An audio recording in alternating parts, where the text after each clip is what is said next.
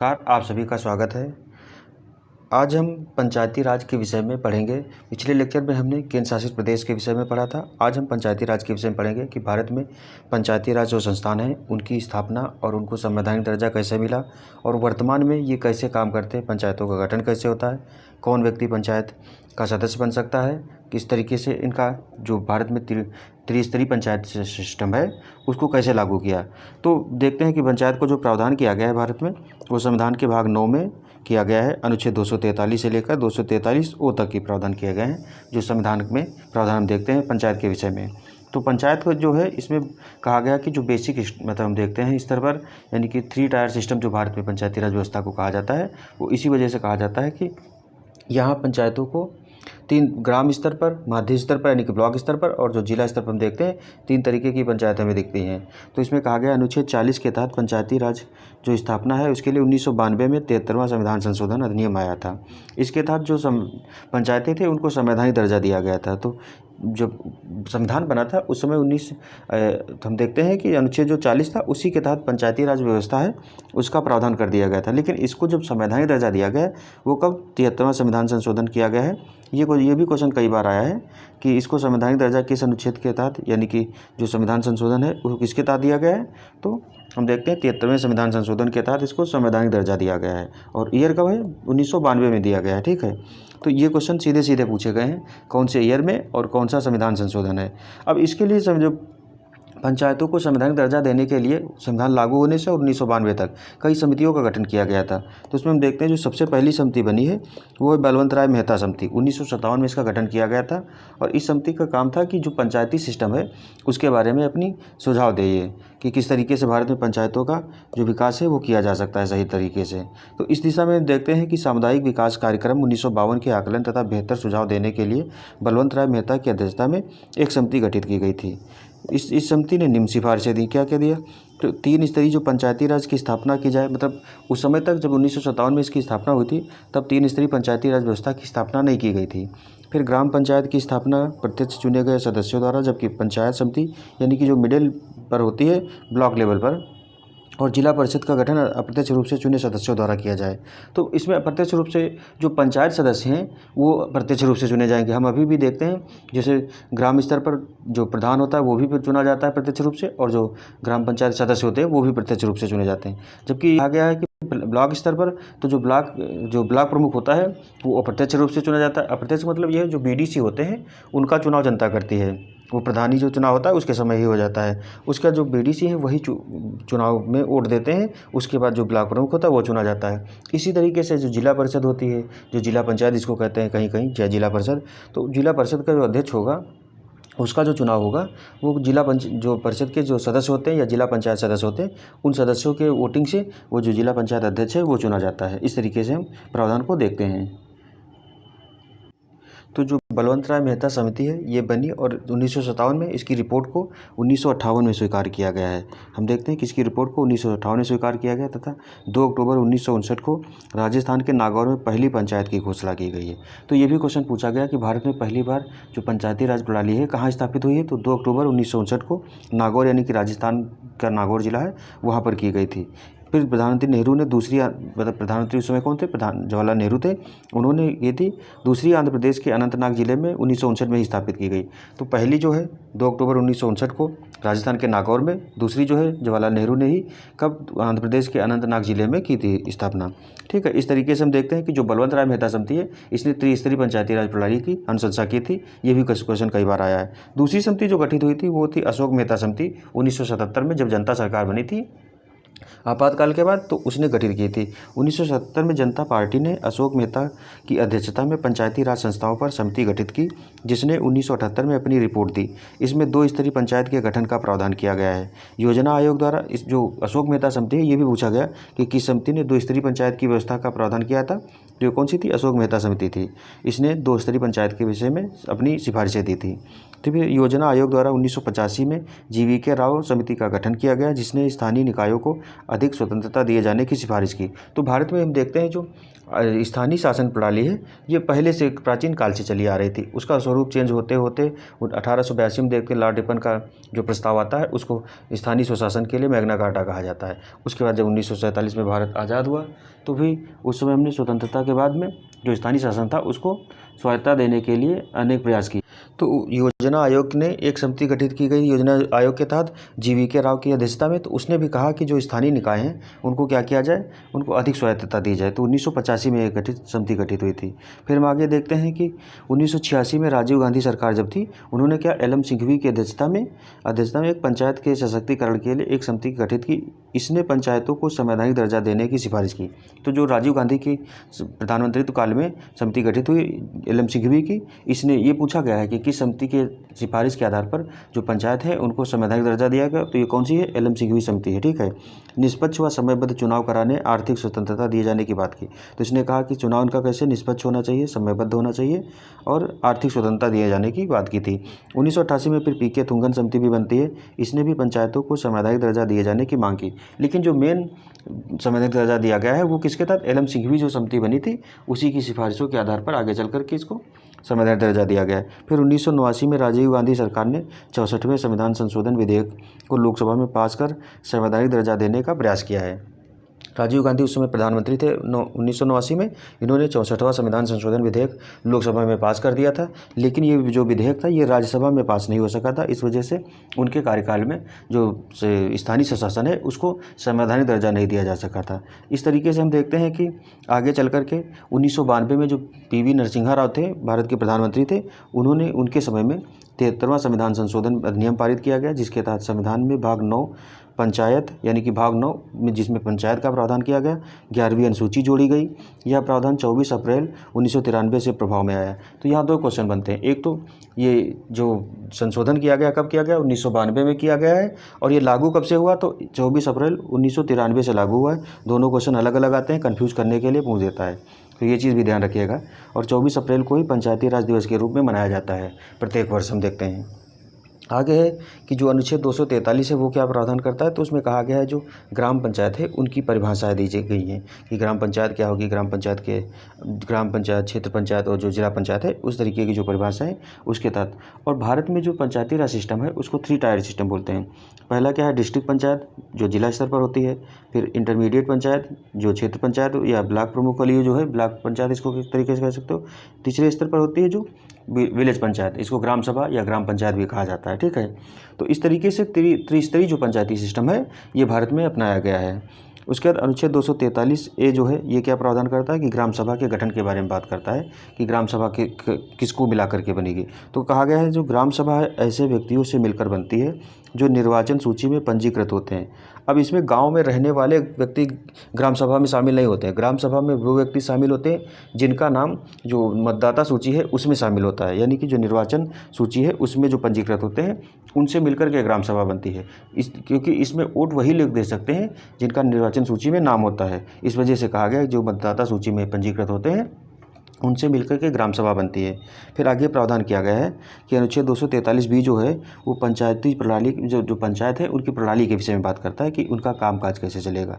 तो इसमें कहा गया है कि सभी राज्यों के लिए त्रिस्तरीय पंचायत का प्रावधान किया गया है। मतलब भारत में जितने भी 28 राज्य हैं 28 राज्यों के लिए त्रिस्तरीय पंचायतों का प्रावधान किया गया है, अर्थात ग्राम, माध्यमिक और जिला स्तर पर पंचायत होंगी। ऐसे राज्य जिनकी जनसंख्या 20 लाख से कम है, ये अपवाद रखा गया है कि जिस राज्य की जनसंख्या जो है 20 लाख से कम है वहाँ माध्यमिक स्तर पर पंचायत के गठन की छूट दी गई है। मतलब वहाँ जिला पंचायत होगी, ग्राम पंचायत होगी, माध्यमिक स्तर पर पंचायत नहीं होगी जहाँ जनसंख्या 20 लाख से कम है। ठीक है। फिर अनुच्छेद 243C कहता है कि पंचायतों का गठन किस तरीके से किया जाएगा। तो इसमें कहा गया है गांव, माध्यमिक स्तर तथा जिला स्तर के पर पंचायत के सभी सदस्य लोगों द्वारा सीधे चुने जाएंगे। तो इसमें एक चीज़ ध्यान रखिए आप लोग, जो जिला स्तर, माध्यमिक स्तर और जो ग्राम स्तर पर जो पंचायत के सदस्य होंगे, मतलब जो सदस्य होंगे वो सभी लोगों द्वारा सीधे चुने जाएंगे, मतलब उनका प्रत्यक्ष निर्वाचन होगा। हम देखते भी हैं जब चुनाव होता है तो जो ग्राम पंचायत के सदस्य होते हैं वो सीधे चुने जाते हैं, BDC वाला चुनाव, और जो जिला पंचायत सदस्य होते हैं वो भी सीधे चुने जाते हैं। तो 4 चुनाव एक दिन होते हैं।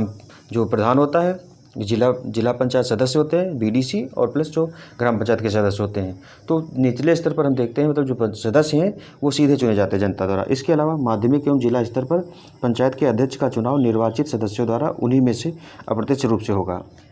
तो इसमें कहा गया जो बीडीसी बनते हैं उन्हीं में से किसी एक व्यक्ति को जो ब्लॉक प्रमुख या जिला पंचायत अध्यक्ष चुना जाता है अपने में से ही, जबकि ग्राम पंचायत के अध्यक्ष का चुनाव राज्य के विधानमंडल द्वारा निर्धारित तरीके से किया जाएगा।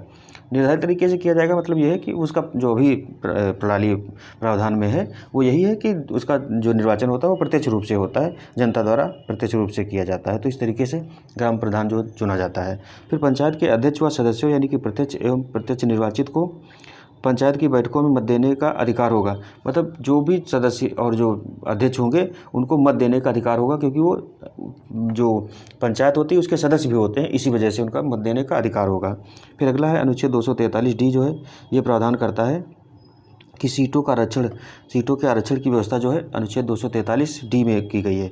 तो यह अधिनियम सभी तीनों स्तरों पर मतलब ग्राम स्तर पर, मध्य स्तर पर और जिला पंचायत स्तर पर अनुसूचित जाति, अनुसूचित जनजाति को उनकी संख्या के कुल संख्या के अनुपात में, देखो जितनी जनसंख्या उनकी SC ST की है उनकी संख्या और उस जो ग्राम सभा है वहाँ देखेंगे कुल जनसंख्या कितनी, उसके अनुपात में सीटों का आरक्षण दिया जाता है। तो अनुपात में सीटों का आरक्षण उपलब्ध कराता है। SC ST को विधानमंडल सभी स्तरों पर अध्यक्ष पद के लिए आरक्षण भी प्रदान करता है। मतलब अध्यक्ष जो है ग्राम प्रधान हो या चाहे ब्लॉक प्रमुख हो या फिर जिला पंचायत अध्यक्ष हो, उन तीनों के लिए जो SC ST को है मतलब विधानमंडल तीनों मतलब जो तीनों स्तरों पर ग्राम और मध्य और जिला स्तर पर तीनों स्तरों पर जो है आरक्षण प्रदान करता है। आरक्षण के मसले पर महिलाओं को SC ST भी शामिल है, मतलब महिलाओं को भी जिसमें SC ST भी शामिल है 1/3 से कम नहीं होगा। मतलब सभी जितने भी राज्य हैं वहाँ 1/3 जो ग्राम पंचायतें हैं यानी कि पंचायतों में 1/3 आरक्षण महिलाओं को दिया गया है। कहीं कहीं राज्य में जैसे बिहार जैसे हो गया, तमिलनाडु, इन सब में 50% के आसपास आरक्षण का प्रावधान किया गया है। पंचायत में अध्यक्ष व अन्य पदों के लिए हर स्तर पर महिलाओं के लिए आरक्षण 1/3 से कम नहीं होगा। तो महिलाओं को भी 1/3 आरक्षण दिया गया है जो अध्यक्ष पद होते हैं उनके लिए ये कहा गया है। ठीक है, तो इस तरीके से हम देखते हैं कि महिलाओं को भी आरक्षण का प्रावधान किया गया है और SC ST को भी आरक्षण का प्रावधान किया गया है। और इसके बाद अगले कहा गया है कि राज्य के पर डिपेंड होगा। मतलब विधानमंडल चाहे तो OBC को पंचायत के किसी भी स्तर पर आरक्षण का प्रावधान कर सकते हैं। मतलब OBC को आरक्षण का जो प्रावधान है कंपलसरी नहीं है, वो राज्य पर डिपेंड है। अगर राज्य को लगता है कि देना चाहिए तो देगा, नहीं अगर देना चाहिए तो नहीं देगा, ये चीज़ कही गई। 83वें संविधान संशोधन अधिनियम 2000 में अरुणाचल प्रदेश में ST को पंचायत से आरक्षण खत्म कर दिया गया, क्योंकि यहाँ ST की आबादी सबसे ज़्यादा है। तो अरुणाचल प्रदेश में देखा गया कि वहाँ की जो मतलब 100% पॉपुलेशन है उसमें से लगभग 80% ST की पॉपुलेशन है। तो वहाँ कहा गया जब ST बहुसंख्यक है वहाँ तो आरक्षण का प्रावधान कोई मायने नहीं रखता उनके लिए, इसलिए वहाँ 2000 हम देखते हैं 2000 में 83वें संविधान संशोधन द्वारा खत्म कर दिया गया है उनको आरक्षण का प्रावधान। फिर अनुच्छेद 243 जो E है वो कहता है पंचायत का कार्यकाल कितने समय तक रहेगा। तो यह अधिनियम सभी स्तरों पर पंचायत का कार्यकाल कितने 5 वर्ष निर्धारित करता है। मतलब पंचायतें जो होंगी उनका कार्यकाल कितने समय तक होगा, 5 वर्ष तक निर्धारित किया गया है। फिर यद्यपि समय पूर्व भी विकृत किया जा सकता है, मतलब सामान्य कार्यकाल 5 वर्ष, लेकिन किसी विशेष परिस्थिति में इनको समय पूर्व भी विघटित किया जा सकता है। इसके बाद नए चुनाव होंगे यदि पंचायत की अवधि 6 माह से अधिक है खत्म होने में है तो इसमें ये कहा गया है कि देखो सामान्य कार्यकाल 5 वर्ष होता है और अगर ऐसी कंडीशन आती है तो कि मतलब उनको बहुमत ना रह जाए या फिर उनके खिलाफ रिकॉल का प्रस्ताव आ जाए तो उस कंडीशन में उनको जो कार्यकाल है वो ख़त्म किया जा सकता है। लेकिन इसमें ये कहा कि पंचायत यदि पंचायत की अवधि जो है 6 माह से अधिक है ख़त्म होने में, तो मतलब 6 माह से कम बची है तब फिर दोबारा चुनाव नहीं कराया जाएगा। अगर 6 माह से ज़्यादा है तभी चुनाव कराया जाएगा। तो ऐसी कंडीशन में जो 6 माह तक है नई पंचायत जो बन के आएगी 6 माह तक ही काम करेगी, वो पूरे 5 साल के लिए नहीं चुनेगी। लेकिन जहाँ पंचायत की अवधि 6 माह से कम है समाप्त होने में वहाँ नए चुनाव आवश्यक नहीं, ये चीज़ कही गई कि अगर 5-6 महीने से मतलब कम समय बचा है नए चुनाव होने के लिए तो फिर वहाँ नए चुनाव फिर से नहीं कराए जाएंगे, जब समय आएगा फिर तभी कराए जाएंगे, ये चीज़ कही गई है। और जो पंचायत भंग होगी उसके बाद जो नई पंचायत बनेगी वो पंचायत जो शेष समय बचा है उसी अवधि तक काम करेगी, ना कि 5 साल तक फिर से काम करे, ये चीज़ कही गई। फिर अगला कह रहा है कि अनुच्छेद 243F जो है इसमें कहता है सदस्यता से अयोग्यता या निरर्हता जो है उसका क्या प्रावधान किया गया है। तो इसमें कहा गया कोई भी व्यक्ति पंचायत का सदस्य नहीं बन पाएगा यदि वह राज्य विधानमंडल के लिए निर्वाचित होने के उद्देश्य से उस समय प्रभावी कानून के अंतर्गत आता है। मतलब ये है कि वो राज्य निर्वाचन जो राज्य विधानमंडल है उसमें निर्वाचित होने के लिए प्रयास कर रहा है या निर्वाचित हो गया गया है, ठीक है, ये कंडीशन है, तब नहीं हो पाएगा विधानमंडल जो स्थानीय शासन है उसका प्रतिनिधि। उसके बाद कहा गया यदि 21 वर्ष की आयु पूरी नहीं किया है, इसमें मिनिमम एज है, मतलब चुनाव लड़ने के लिए मिनिमम एज कितनी है, 21 साल है जो पंचायतें होती हैं। और विधानमंडल और जो लोकसभा है वहाँ हम देखते हैं 25 साल है, जबकि जो पंचायतें हैं पंचायतों में 21 वर्ष की गई है।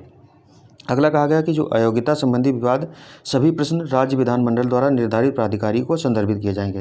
मतलब उनकी अयोग्यता से संबंधित जो भी प्रश्न होंगे वो किसको, राज्य जो विधानमंडल है वो एक प्राधिकारी को नियुक्त कर देगा, उसकी समझ से ही इनको देखा जाएगा, ये चीज़ कही गई है। तो इस तरीके से पंचायतों का जो पद आसीन करने की जो प्रक्रिया है या निर्भरता कहें, योग्यता कहें, अयोग्यता, तो वो डिसाइड की गई है। फिर अनुच्छेद 243 जी कहता है पंचायत की शक्तियाँ, प्राधिकार तथा दायित्व क्या क्या होंगे। मतलब पंचायतों को की शक्तियाँ क्या होंगी, उनको अधिकार क्या होंगे और उनके दायित्व क्या होंगे। तो राज्य विधानमंडल पंचायत को ऐसी शक्तियाँ एवं प्राधिकार दे सकता है जिससे कि वह स्वशासन संस्थाओं के रूप में कार्य करने में सक्षम हो। मतलब वो अपने कार्य को स्वयं करने में सक्षम हो सके, ऐसे प्राधिकार का प्रावधान कर सकता है राज्य विधानमंडल। इसमें कई जैसे कि आर्थिक विकास, हम देखते हैं गांव स्तर पर क्या होता है, आर्थिक विकास और सामाजिक न्याय के कार्यक्रमों को तैयार करने से। उसके बाद में इसके लिए 11वीं अनुसूची में कितने 29 विषय सौंपे गए। तो पंचायतों को कितने विषय सौंपे गए हैं, 29 विषय सौंपे गए 11वीं अनुसूची के तहत। जैसे कि कृषि, भूमि विकास, लघु सिंचाई, जल प्रबंधन, पशुपालन, मत्स्य उद्योग, वन जीवन तथा वनों में कृषि, लघु वनोपज, लघु उद्योग जो खाद्य वाले होते हैं उनको, खादी, ग्राम एवं कुटीर उद्योग आदि, ये सारे इस तरीके से करीब 29 विषय जो हैं ये शामिल किए गए हैं जो ग्राम पंचायतों के तहत आते हैं। इसमें आगे और भी हैं, इस तरीके से देखते हैं ग्रामीण विकास, पीने का पानी, ईंधन तथा पशु चारा, सड़कें, पुल तथा अन्य संचार के जो साधन हैं, ग्रामीण विद्युत, ये भी ग्राम पंचायत के तहत ही आती है। गैर परंपरागत ऊर्जा स्रोत, गरीबी उन्मूलन कार्यक्रम, प्राथमिक और माध्यमिक शिक्षा, पुस्तकालय, सांस्कृतिक कार्य, बाजार व मेले, प्राथमिक व स्वास्थ्य देखभाल, महिला एवं बाल विकास आदि। तो इस तरीके से हम देखते हैं करीब जो 29 लक्ष्य हैं ये जो ग्राम पंचायतें होती हैं उनको पूरे करने होते हैं। इनको दायित्व जो दिए गए हैं वो 29 दिए गए हैं और इनका उल्लेख 11वीं अनुसूची में किया गया है। इस तरीके से अनुच्छेद 243 का एच जो है ये कहता है कि पंचायत की करारोपण की शक्ति क्या होगी। क्योंकि हम देखते हैं जब पंचायत को दायित्व दिए गए, शक्तियाँ दी गई, अधिकार दिए गए, तो ये सब निर्वहन इनका कैसे होगा, जब तक वित्त नहीं होगा यानी कि फंड नहीं होगा तब तक काम कैसे करेंगे। तो इसमें कहा गया निम्न करारोपण के अधिकार हैं, कौन कौन से, पंचायत को उपयुक्त कर, चुंगी शुल्क लगाने और उनके संग्रहण के लिए प्राधिकृत करता है। तो पंचायत चाहे तो चुंगी होती जो कहीं कहीं पर उन पर शुल्क लगा सकते हैं। राज्य विधानमंडल क्या करेगा, राज्य विधानमंडल राज्य सरकार द्वारा आरोपित और संग्रहित कर, चुंगी, मार्ग कर और शुल्क पंचायत को सौंपे जाते हैं। तो राज्य विधानमंडल क्या करते हैं, जो ये चुंगी कर होते हैं, मार्ग कर होते हैं और ये शुल्क आदि जो लेती वो क्या करती है, पंचायतों को सौंप देती हैं। इस तरीके का प्रावधान संविधान में किया गया है। फिर कहा गया राज्य की जो समेकित निधि होती है, समेकित निधि से पंचायत को अनुदान सहायता देने के लिए उपबंध करता है। तो राज्य विधानमंडल जो होता है वो राज्य की जो समेकित निधि होती है उससे क्या है, पंचायतों को अनुदान देने का प्रावधान करता है। फिर निधियों के गठन का उपबंध करता है। निधियों के गठन मतलब कि उनको अलग से भी कुछ फंड्स बनाए जा सकते हैं जिसमें पंचायत को दिया गया सारा धन जमा होता है। मतलब पंचायत का जो धन है वो जमा करने के लिए अलग से भी फंड्स बनाए गए हैं, ये चीज़ कही गई। फिर अनुच्छेद 243 आई जो है ये प्रावधान करता है वित्त आयोग के गठन का। अब इसमें ये कही गई आरक्षण का प्रावधान 243 डी के तहत था, उसका 243 आई जो है राज्य वित्त आयोग के गठन का प्रावधान करता है। ये पूछा भी गया है राज्य वित्त आयोग, क्योंकि एक तो होता है अनुच्छेद 280 के तहत जो संघीय वित्त आयोग है वो काम करता है और जो राज्य वित्त आयोग है 243 आई के तहत गठित किया गया है। इसका काम होता है पंचायतों के मतलब वित्तीय सशक्तिकरण के लिए सुझाव देना, ये चीज़ है। राज्य का राज्यपाल प्रत्येक 5 वर्ष के पश्चात पंचायतों की वित्तीय स्थिति की समीक्षा के लिए वित्त आयोग का गठन करेगा, जो पंचायतों की वित्तीय आवश्यकताओं के अनुरूप राज्य विधानमंडल को अपनी रिपोर्ट देगा। तो इसमें कहा गया है कि राज्यपाल को दायित्व दिया गया है कि वो प्रत्येक 5 वर्ष पर जो राज्य वित्त आयोग है उसका गठन करेगा, किसकी, पंचायतों की वित्त की समीक्षा के लिए, जो क्या करेगा, उनकी आवश्यकताओं के अनुरूप विधानमंडल को अपनी रिपोर्ट देगा।